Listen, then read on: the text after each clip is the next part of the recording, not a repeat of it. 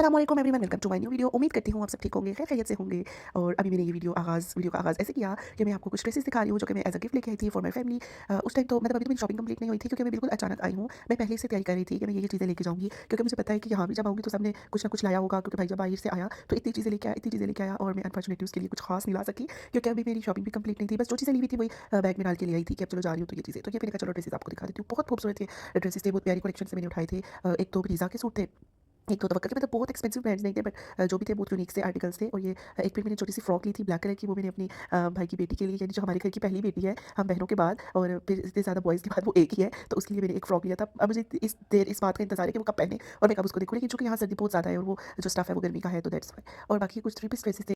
यहाँ अजरक वाला फ्रॉक देखिए, ये तो कराची की स्पेशल चीज़ों में आता है और मतलब वहाँ ना सिंध के लोगों के लिए ये एक अच्छी चीज़ है, मतलब वो अच्छा समझते हैं। यहाँ पे तो इतना ये मिलता भी नहीं है, ना ही कोई इतना पहनता है। अब अल्लाह करे वो एक दफ़ा भी पहन लेना तो बस मेरा दिल खुश हो जाएगा और उसको एग्जैक्ट पूरा होगा। वो मुसलसल मेरे पास खड़ी हुई थी, मैं जब सूटकेस खोल रही थी वो बार बार बंद कर रही थी। अभी आप देखेंगे भी कि कैसे वीडियो में कॉन्टीन्यूसली इरिटेट भी कर रही है वो।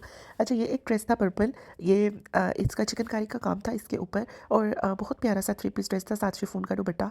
उसके बाद ये एक ब्राउन ड्रेस था। अच्छा, मैंने ना ये सारे पैकेट्स चेंज किए थे क्योंकि इनके जो ओरिजिनल पैकेट्स थे उन पे इनकी प्राइसेस आर्टिकल के साथ लिखी हुई थी, तो I don't want to show कि मतलब मैं गिफ्ट दे रही हूँ तो नहीं पता होना चाहिए। फिर आपको पता है कि मदर्स आर लाइक, ओ ये तुमने महंगा ले लिया, ये हो गया वो हो गया।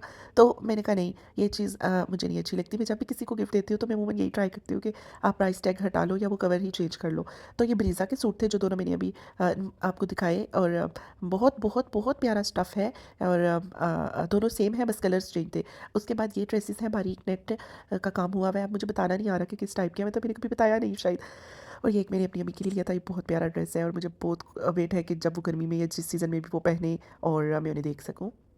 अल्लाह ताला उन्हें नसीब करे और उनके ऊपर बहुत अच्छा लगेगा, सूट करेगा और उन्हें भी बहुत पसंद आया। वो बहुत खुश हुई, कहती है बेटा आपने क्यों इतना किया, ये किया वो किया। मैंने कहा नहीं कोई बात नहीं। फिर इसके बदले में उन्होंने मुझे इतनी चीज़ें भी लेके दी हैं, उन्होंने वैसे भी लेके देनी थी, ये नहीं कि मैं लेके आई हूँ तो ये वो। तो वो भी मैं आपको दिखाऊंगी मेरी पसंद की ड्रेसेस में। मैंने कहा शादी करके तो बड़ा फ़ायदा होता है, पहले तो यही अम्मियाँ होती हैं डांट रही होती हैं कि नहीं नहीं ये चीज़ ऐसे नहीं लेनी, अभी नहीं बाद में ले दूंगी, चलो लेके भी दी तो किसी खास मौके पर पहनना और ईद पे पहनना। वही अम्मियाँ बाद में इतनी रहम दिल हो जाती हैं, अल्लाह ताला ने कैसे रहम भर दिया होता है इन अम्मियों के दिलों में। तो मजाक कर रही हूँ, लेकिन ये बात सच होती है कि शादी के बाद ना बड़ी वैल्यू हो जाती है। लेकिन वही बात है कि अब हम मेहमानी तौर पे आए हैं, एक दिल यहाँ पे होता है, एक दिल वहाँ पे होता है। मतलब ना आपको यहाँ चैन आ रहा होता है, ना आपको यहाँ कुछ अच्छा लग रहा होता है। आपको पता होता है कि आपने वापस जाना है, तो यहाँ पे दिल लगा लिया तो वापस जाने का दिल नहीं चाहेगा, फिर वहाँ जाके एडजस्टमेंट नहीं होगी। तो इट्स बेटर कि मतलब वहीं पर दिल लगा रहे।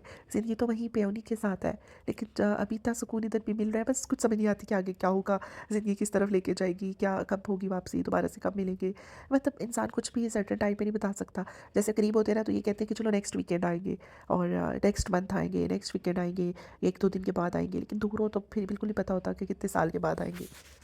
बस अल्लाह ताला ज़िंदगियों में खैर रखे, दिलों में मोहब्बतें कायम रखे, रिश्ते जोड़ी रखे, माँ बाप का साया सलामत रखे, बहन भाइयों का साया सलामत रखे, आपस में मोहब्बतें रखे, तो मिलना मिलाना लगा रहता है। तो यहाँ पे मैं बना रही थी वाइट चिकन और ये मैं आपको पहले ही बता दूँ, ये इतना अच्छा बना था कि लिटरली सबको इतना पसंद आया। सब कह रहे थे बहुत मज़े का बना है, भाई को, अम्मी को, अब्बू को, और इतना मतलब उन्हें अच्छा लग रहा था। लेकिन वही बात है, जब इसमें क्रीम शामिल हो जाती है ना तो ये हैवी होता है। मतलब आप सिर्फ एक टाइम खा सकते हो, ये नहीं कि आप सुबह भी खाओ, दोपहर में भी खाओ, रात में भी खाओ, नहीं, आप इसको एक टाइम ही खा सकते हो। सबसे पहले तो मैंने इसमें ऐसे किया कि मैंने एक बर्तन ले लिया, उसमें ऑयल डाला और फिर मैंने चॉप करके ना इसमें प्याज शामिल कर दिए थे। ऐसे तो आपने मेरी लास्ट रेसिपीज़ में देखा होगा कि मैंने प्याज़ों को थोड़ा सा बॉईल करके और वो वाली ग्रेवी बनाई थी, वैसे भी बहुत अच्छी बनती है। लेकिन यहाँ पे ये चॉपर सा अवेलेबल था, ये अच्छा चॉप करा था, तो मैंने कहा चलो बॉईल करने की ज़रूरत ही नहीं है, पक जाएगा। मैंने फिर प्याज़ों के अंदर शामिल कर दिया जिंजर गार्लिक पेस्ट और ज़ीरा और सूखा धनिया थोड़ा सा। मैंने कहा चलो ये अच्छा सा, मैंने आपने देखा मैंने ऑयल बहुत कम शामिल किया है क्योंकि इसमें क्रीम जाएगी और वो अच्छी खासी ऑयली कर देती है, वो अच्छा खासा ऑयल निकल आता है। तो ये बस थोड़ा-सा ऑयल था जिसमें प्याज़ इज़ीली थोड़े से पक जाएँ क्योंकि कच्चा-कच्चापन ना आए। उसके बाद मैं इसमें चिकन के ना बोनलेस चिकन शामिल करूँगी। छोटे-छोटे क्यूब्स मैंने अम्मी से ही करवा लिए थे। मैंने कहा अम्मी मुझसे नहीं होते, आप ही कर दें। अच्छा, मैंने महसूस किया है अब ना हर छोटा-सा काम होता है। अम्मी मुझसे नहीं हो रहे, आप कर दें। कल मैं मैकरोनीज़ बनाने लगी, चिकन मुझे ना इस चिकन के कोई पीसेस कर दे, और फिर मैं बाद में सोची कि ये काम मैं खुद कर रही होती हूँ। तो अभी मैं कैसे अम्मी से सब्जियाँ कटवा रही हूँ, कभी क्या कर रही हूँ। हालाँकि सारा दिन वो इतना काम करती हैं, इतनी बिज़ी होती हैं, उनके पास एक सेकंड नहीं होता कि वो मुझसे भी बात करें किसी से भी। वो अभी मतलब उनकी ये रूटीन है, सुबह उठ जाना, सुबह-सुबह सारी सफाइयाँ करनी, ये करना, वो करना, काम करने, कुकिंग करनी और फुल डे फिर बहुत बिजी रहना। लेकिन फिर भी जो मैं कहूँ तो वो फिर बेचारी फ़ौरन से कर देती है। फिर मुझे कल इतना हो रहा था, मैंने कहा देखो चिकन के पीसेस भी मैंने खुद नहीं किए। साथ में मैंने एयर फ्राई में फ़िश लगाई हुई थी। उस पे 10 मिनट्स मैंने कहा चलो वन साइड पे हो जाए, 10 मिनट्स दूसरी साइड, तो बड़ी अच्छी बन जाती है, ऑयल वगैरह बन जाती है। और आजकल आपको पता है कि मछली का सीज़न है, सर्दी है, तो वो फिर खाते हैं सारे। फिर इसलिए मैंने कहा चलो साथ-साथ ये भी हो जाए, जितनी देर खाना बनता है ये लोग मछली खा लें, फिर खाना बन जाएगा तो हम खाना खा लेंगे। खाने में मैंने फिर मलाई शामिल कर दी, और नहीं, पहले मैंने दही शामिल किया। दही शामिल किया, थोड़ा-सा फ्रोज़न योगर्ट था, क्योंकि मम्मी कह रही थी कि अब सर्दी है, किसी ने खाया नहीं, तो मैंने फ्रीज़र में रख दिया था। दही डाला, काली मिर्चें डाली, नमक डाला, थोड़ी देर इसको पकाया, तो उसके बाद मैंने इसमें मलाई डाल दी। मलाई डाल के मैंने इसको पकने रख दिया। अब ये चीज़ें जब मेल्ट हो रही है ना, दही और मलाई, तो वो पानी-पानी सा आ गया है। मैंने फिलहाल इसको तेज़ आँच में पकाया, दम मैंने एंड पे दिया था।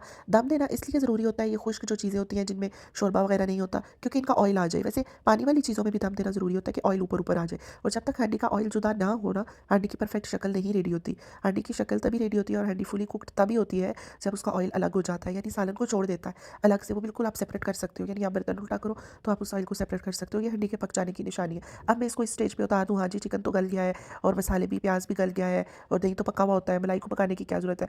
तो ये हंडी फुली कुक्ड नहीं है। मतलब इस स्टेज पे ना आपके खाने की कोई लुक है, ना ही आपका खाना फुल पका हुआ है, तो ये बेवकूफ़ी है, और लोग ये गलत करते हैं इस तरह कच्चा खाना उतार के। अब आप देखिए बिल्कुल ना ये ड्राई हो जाएगा, बिल्कुल मलाई भी ड्राई हो जाएगी और मलाई ऑयल बन जाएगी। जो दही है वो भी ग्रेवी बन जाएगा। देखिए टमाटर तो शामिल नहीं है ना, अब दही ने ग्रेवी बनना है, क्योंकि सिर्फ़ बोटियाँ भी नहीं खाई जाती, ग्रेवी भी अच्छी लगती है, और ग्रेवी भी ज़रूरत होती है खाने में। इसलिए मैंने थोड़े प्याज़ भी ज़्यादा ही शामिल किए थे कि ग्रेवी बन जाए।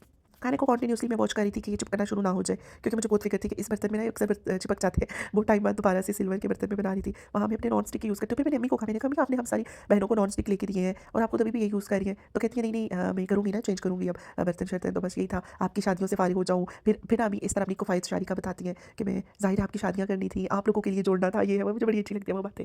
वाक़ई एक माँ अपने आप को काटती है तो एक बेटी की या बेटे की शादी होती है, और औलाद की शादी पे माँ बाप का कुल सरमाया लग जाता है, और फिर वक्त के तकाज़ों के मुताबिक शादियाँ करना, जहेज़ देने और ये सब। हालाँकि कोई चीज़ भी मैं भी साथ आगे लेके नहीं गई, लेकिन फिर भी वो सारी चीज़ें मेरी एक किस्म की बिल्कुल मतलब यूँ कहें वेस्ट थी, नहीं देना चाहिए था।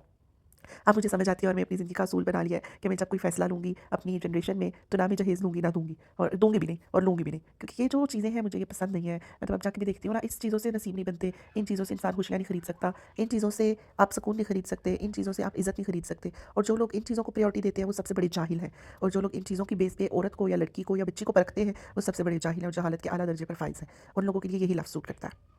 और जो लोग इनको वक़्त नहीं देते, जो लोग बच्ची के साथ लॉयल रहते हैं, और अपने घर में पहले भी तो चीज़ें इस्तेमाल हो रही हैं, तो मतलब उनमें इंसानियत फिर भी है कहीं न कहीं। ख़ैर ये बातें अब क्या, हर इंसान का अपना पर्सपेक्टिव है, लेकिन आजकल जो जेन ज़ी है वो भी यही कहती है जो मैं कह रही हूँ। तो हम सब जेन ज़ी में ही हैं तकरीबन। हाँ, मैं उसे देख रही थी, मैंने कहा वही, मुझे तो पता ही नहीं कि हम जेन ज़ी में हैं। मैं तो समझती हूँ कि अभी 2010 के बाद जो मॉडल आ रहे हैं वो तो जेन अल्फ़ा में आ रहे हैं, अब तो बीटा भी आ जाएगी।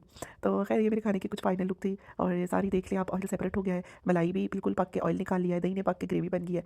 तो ये बहुत बहुत बहुत टेस्टी बना था, और ये अच्छा खासा हैवी था, थिक था। मतलब आप थोड़ा सा खाओ ना तो आपको ऐसे हैवी हैवी फील होगा, क्योंकि काफ़ी ज़्यादा मलाई मैंने इसमें डाली थी। मैंने आपको बताया ना लास्ट वीडियो में, अम्मी ने दूध उबाल के जो मलाई बनती है वो एक बाल्टी में जमा करती रहती हैं, आखिर में उसमें से मक्खन और देसी घी निकालती हैं, और आजकल मुझे कहती है कि जरेले में डाल दो, ज़्यादा सी सालन में डाल दो, यानी यूज़ कर लो, अभी बाकी चीज़ें हैं घर में। हमारे आने से पहले अम्मी ने ऐसे फ्रिज भरा हुआ था, ऐसे भरा हुआ था, जिस तरह वादी के फाके से हम आ रहे हैं, और जैसे ना हम आएँगे और बस आटे में खाते रहेंगे, खाते रहेंगे, खाते रहेंगे। लेकिन आजकल का टाइम तो ज़्यादा ऑर्डर करने वाला है, बाहर से मंगवा लिया, या घर में एक टाइम हम सब आई थिंक खाना खाते हैं, और एक टाइम में मिल के खा लिया, तो बाकी टाइम तो कुछ और खा लिया, कुछ मंगवा लिया। तो लेकिन फिर भी मैं देखती हूँ ना कि अम्मी ने जैसे तैयारी की हुई थी कि मेरी औलाद आएगी, मेरे बच्चे आएँगे और खाना खाएँगे, ये शौक से खाता है, फलाँ बच्चा ये शौक से खाता है। ये सब एक माँ ही कर सकती है, और बस अल्लाह ताला सब माँओं की ज़िंदगियाँ लंबी करे, उनके साए हमारे सरों पे कायम रखें। ये बहुत प्यारा रिश्ता है, हमें अक्सर समझ नहीं आती, हम गुस्से में कुछ भी कह देते हैं, हम कुछ भी बोल जाते हैं अपने मुँह से, लेकिन ये रिश्ते जब आपसे दूर हो जाते हैं ना, फिर आपको इनकी बड़ी कदर पता चलती है। और जब ये दूर होना, ये नहीं कि जब हम या वो अल्लाह के पास चले जाएँ, दूर होना ये कि जब आप अलग घरों में चले जाते हो, और या जब आप कमाई के लिए बाहर चले जाते हो, फिर इन रिश्तों की बहुत कदर आती है, और इंसान को बहुत याद आता है वो सब कुछ, अपना पुराना वक़्त, अपनी माँ बाप के घर का सुकून, अपनी माँ के हाथों के खाने। और मैंने तो अपनी अम्मी के हाथ के खाने बहुत मिस किए, बहुत मिस किए। अक्सर मैं कुछ बना रही होती थी, मेरे ज़हन में एकदम मम्मी की कुकिंग आ जाती थी कि कैसे झटपट हमारे सामने खाना आ जाता था। अभी रात की बात है कि मेरे भतीजे ने नाम लिया कि मुझे ये खाना है, थोड़ी देर बाद मैं बाहर गई, वो वही खाना खा रहा था, अलग से प्रेशर कुकर में उसका खाना बना हुआ था। मतलब वो कितना सा है। और मैंने कहा, "मम्मी ये क्या आपने ये अभी बना लिया?" हालाँकि इतना काम था। अगर मम्मी कहती, "हाँ, वो एक दफ़ा उसने कहा ना कि मैंने खाना है।" तो मतलब वो ऐसे थे, हम अभी मुँह से निकालते थे, "हाँ, ये दिल कर रहा है, ये खाएँ।" थोड़ी देर बाद वो खाना हमारे सामने होता था, और ऐसे झटपट से मेहनत करना। हर माँ ऐसे मेहनत नहीं करती, मतलब मैंने तो देखा है अभी अपनी ज़िंदगी में, लापरवाह होते हैं और बस एक खाना बना लिया तो बस बहुत है, ना बनाया अब तो मेहनत की ही नहीं किचन के साथ, थके ही नहीं ज़िंदगी में। कुछ लोग तो बिल्कुल भी थकते ही नहीं है, ऐसे आराम तलब खामोश। होके बैठ जाओ बस पूरा दिन, कोई खाना ना बनाओ, ना किसी को खिलाओ।